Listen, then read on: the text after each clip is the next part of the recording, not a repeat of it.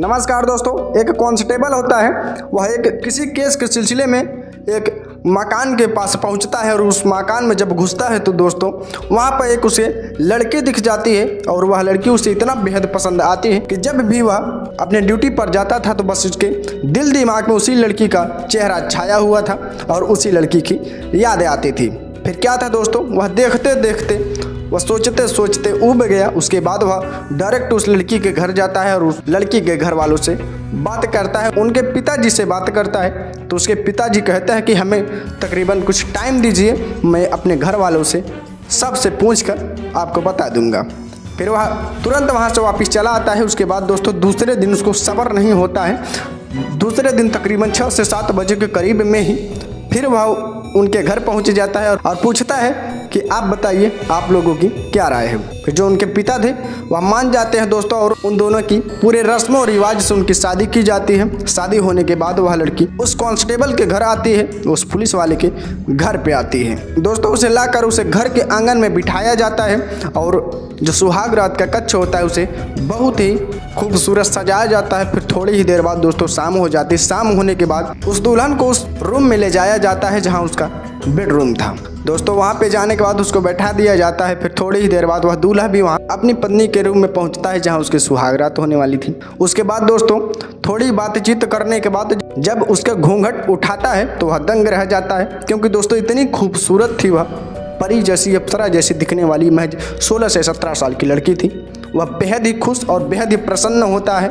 फिर उसके बाद दोस्तों धीरे धीरे बात करते करते तकरीबन 2 से 3 घंटे का टाइम निकल जाता है। उसके बाद फिर उस लड़की के साथ वह छेड़छाड़ करना शुरू कर देता है। फिर थोड़ी ही देर में उन दोनों अपने अपने कपड़े उतारते हैं और वह शारीरिक संबंध बनाने लगते हैं। दूल्हा तो तकरीबन खुशी खुशी में 2-3 बार उसके साथ शारीरिक संबंध बनाता है। फिर भी जब लड़की उसके साथ संबंध बनाना चाहती है तो वह परेशान हो जाता है, वह थक जाता है। दोस्तों उसे समझा बुझा करके उसे सुला देता है। फिर अगले दिन सुबह होती है, फिर वह अपने ड्यूटी पर जाता है और सोचता है कि एक महज 16 से 17 साल की लड़की इतनी हवस की भूखी कैसे हो सकती है। फिर वह दूसरे दिन आता है दोस्तों, वही रवैया वही कार्यक्रम फिर से होता है। 2-3 बार संबंध बनाता है। फिर उसकी दुल्हन उससे कहती है कि अभी मेरा मन शांत नहीं हुआ है, अभी मेरी इंद्रिय संतुष्ट नहीं हुए, अभी हमको और तुम्हारे साथ संबंध बनाने हैं, तुम्हारे साथ शारीरिक संबंध बनाने हैं। फिर भी दोस्तों वहाँ पुलिस वाला 2-3 बार शारीरिक संबंध दूसरी रात भी बनाता है, लेकिन जब थक जाता है तो वहीं पर लेट जाता है, जिसके चलते दोस्तों वह बहुत ही परेशान हो जाता है। दूसरे दिन जब सुबह होती है वह अपने ड्यूटी जाता है और सोचने और विचारने लगता है कि आखिर एक 16 से 17 साल की लड़की ऐसा कैसे कर सकती है। फिर वह दूसरे दिन ही दोस्तों अपने ड्यूटी जाने की बजाय उस लड़की के माता पिता के पास जाता है और पूछता है कि आपकी लड़की, उसके साथ कितना भी शारीरिक संबंध बनाऊं, उसकी हवस की भूख पूरी ही नहीं हो रही है, उसकी शारीरिक इच्छा को मैं पूरी नहीं कर पा रहा हूं, इसकी वजह क्या है। मैं जो 16 से 17 साल की लड़की है इतनी हवस की भूखी कैसे हो सकती है। फिर दोस्तों जो उसके माता पिता बताते हैं उसके पैरों तले से जमीन खिसक जाती है। वह पुलिस वाला एकदम हक्का बक्का सा बस देखते ही रह जाता है कि इतनी बड़ी सच्चाई आखिर मुझसे छुपाई क्यों गई। दोस्तों बने रहे कहानी के लास्ट तक। कहानी बहुत ही रोमांचक, बहुत ही भावनात्मक है। अगर आप भी दोस्तों सुनेंगे तो आपको भी कुछ ना कुछ जरूर सीखने को मिलेगा, इसलिए वीडियो को बिना स्किप किए लास्ट तक जरूर देखना। लेकिन उससे पहले दोस्तों अगर आप मेरे चैनल पर नए हो तो चैनल को सब्सक्राइब करके वीडियो को लाइक कर देना और बेल आइकन को ऑल पर प्रेस कर दीजिएगा, ताकि मेरी हर वीडियो का नोटिफिकेशन आप तक सबसे पहले पहुंचे। और आप किस जिला से मेरी वीडियो देख रहे हैं कमेंट करके ज़रूर बताइएगा दोस्तों, ताकि हमें पता चल सके कि मेरी यूट्यूब फैमिली मुझे वहां से सपोर्ट कर रही है। नमस्कार दोस्तों, मेरा नाम है आदेश कुमार और आप देख रहे हैं आदेश जी क्राइम टॉक्स। तो आइए बिना देरी की वीडियो को स्टार्ट करते हैं। दोस्तों दरअसल यह कहानी बिहार के शेखोपुरा गांव से, जहां पर प्रदीप नाम का व्यक्ति अपने परिवार के साथ रहता था। प्रदीप की 5 बेटी थी, इसका कोई बेटा नहीं था। प्रदीप की पत्नी भी थी। यह अपने परिवार का पालन पोषण खेती किसानी करके किया करता था। किसी तरह की कोई दिक्कत परेशानी नहीं थी।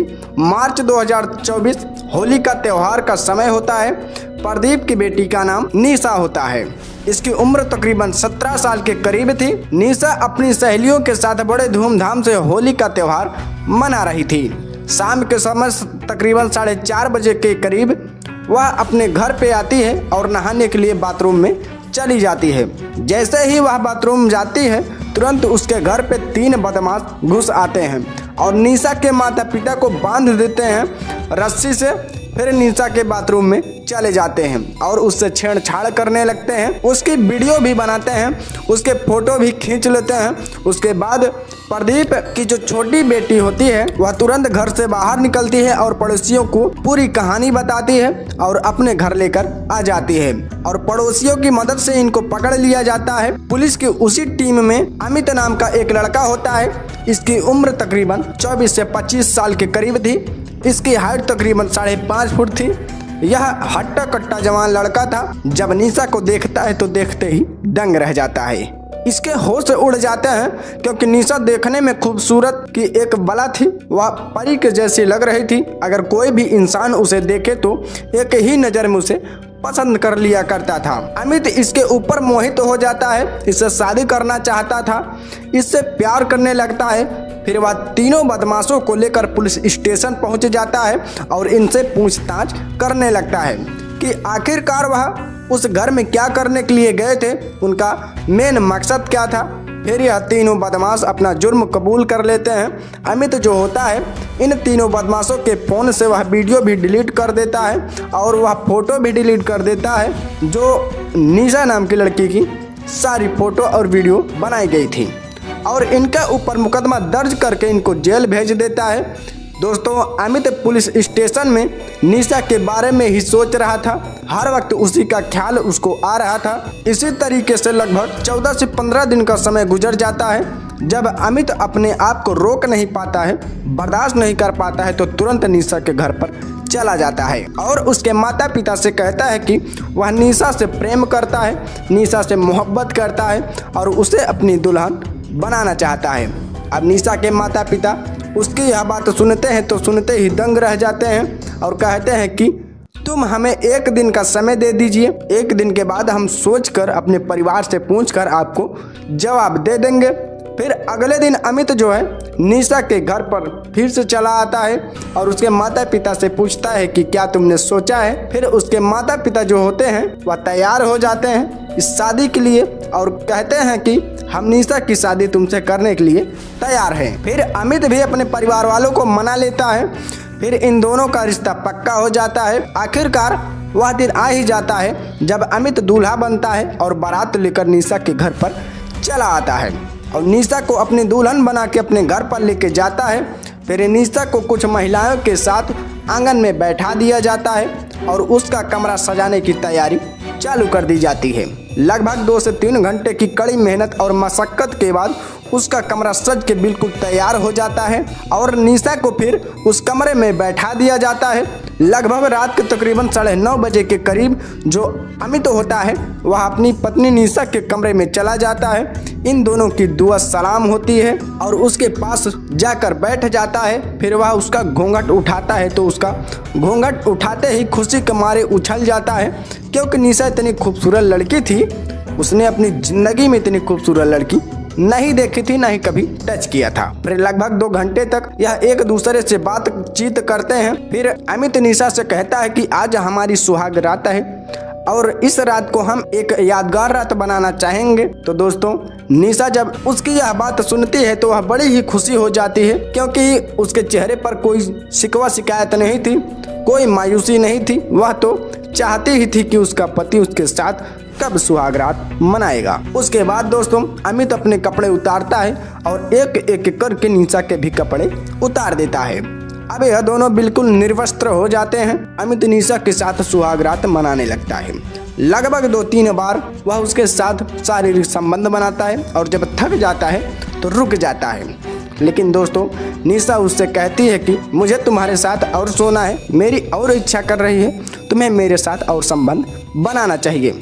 अमित उसके कहने के मुताबिक एक बार और उसके साथ शारीरिक संबंध बनाता है और फिर जब थक जाता है तो फिर से वह रुक के बेड पर लेट जाता है। लेकिन निशा फिर से उसे बार बार यही कह रही थी कि वह उसके साथ और संबंध बनाना चाहती है और सोना चाहती है। फिर अमित जब यह बात सुनता है तो दंग रह जाता है और यह सोचने लगता है कि आखिरकार एक महज 16 से 17 साल की लड़की ऐसा कैसे कह सकती है कि वह भी पहली ही रात में फिर जैसे तैसे करके वह अमित निशा को समझा बुझा करके वह उसको सुला देता है। दोस्तों फिर अगले दिन सुबह होती है, अमित नहाता है और तैयार होता है, खाना पीना खाता है और अपने पुलिस स्टेशन पहुंच जाता है। पुलिस स्टेशन में पहुंचने के बाद वह यही सोच विचार कर रहा था कि उसकी जो पत्नी है वह महज 16 से 17 साल की लड़की है, कच्ची कली है, उसको तो कुछ पता ही नहीं है कि आखिरकार सुहाग रात होती क्या है। लेकिन एक 16 से 17 साल की लड़की ऐसे कैसे कह सकती है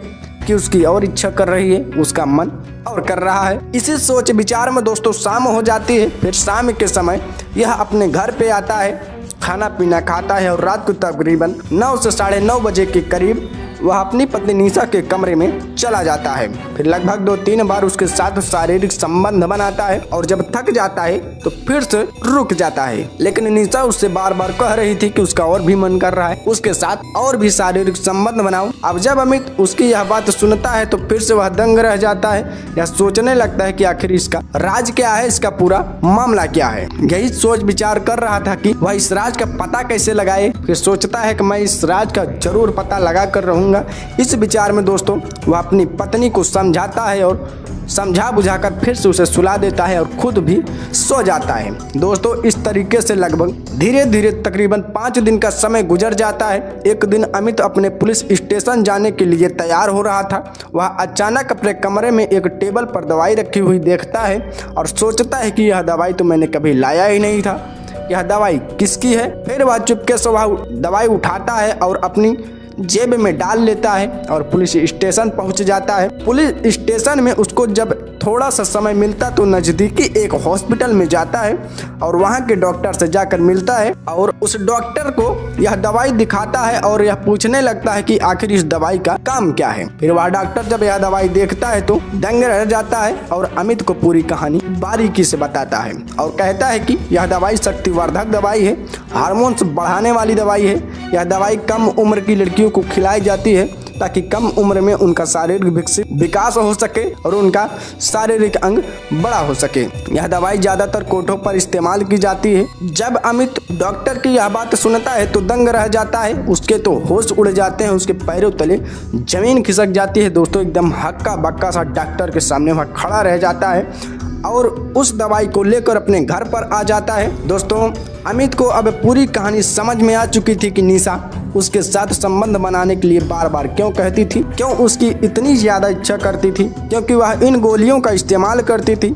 आखिर निशा ही इन गोलियों का इस्तेमाल करती थी तो आखिर क्यों करती थी, क्या कारण रहा होगा, आखिर इसकी क्या वजह रही होगी, इसका राज क्या है। अब वह इस राज का पता लगाने के लिए पूरी तरीके से कोशिश करने लगता है। दोस्तों अमित एक दिन समय निकालता है और अपने ससुराल चला जाता है, यानी कि निशा के माता पिता के घर पर चला जाता है और उनसे जाकर कहता है कि जब भी मैं आपकी बेटी के साथ संबंध बनाता हूं तो उसकी इच्छा और करती है, उसकी इच्छा खत्म ही नहीं होती है। आखिर इसका राज क्या है, इस राज को जानने के लिए ही मैं आपके यहाँ आया हूँ। फिर निशा के पिता प्रदीप उसकी यह बात सुनते हैं और कहते हैं कि बेटा जैसा तुम समझ रहे हो ऐसा नहीं है। निशा की उम्र तकरीबन 16 से 17 साल नहीं है, उसकी उम्र महज 10 साल है।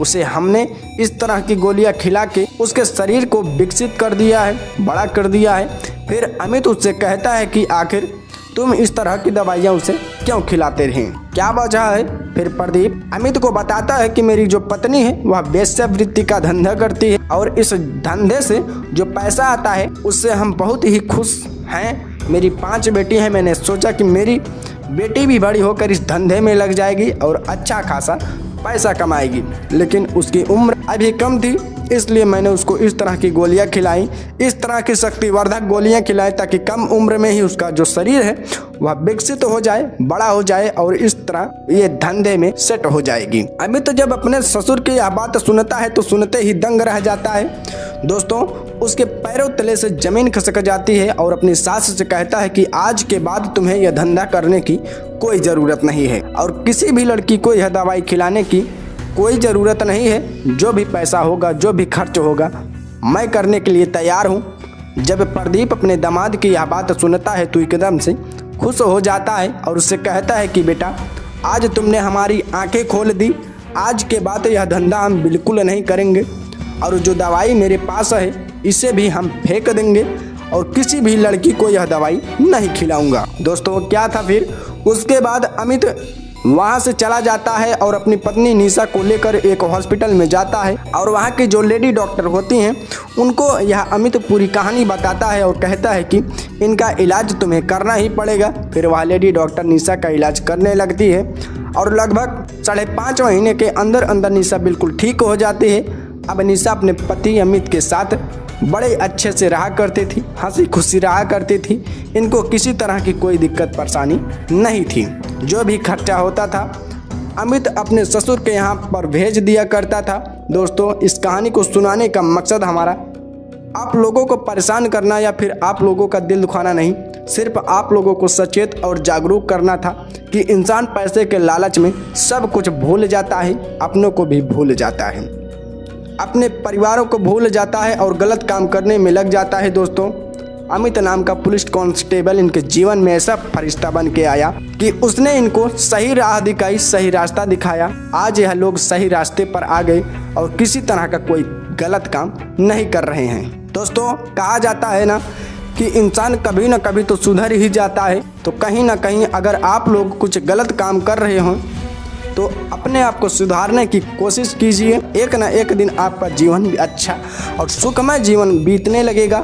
दोस्तों जीवन बड़ा अनमोल है, जीवन सिर्फ ज़िंदगी में एक ही बार मिलता है। इसे बहुत ही कीमती सामान समझकर आप इसकी रक्षा, इसकी हिफाजत करिए।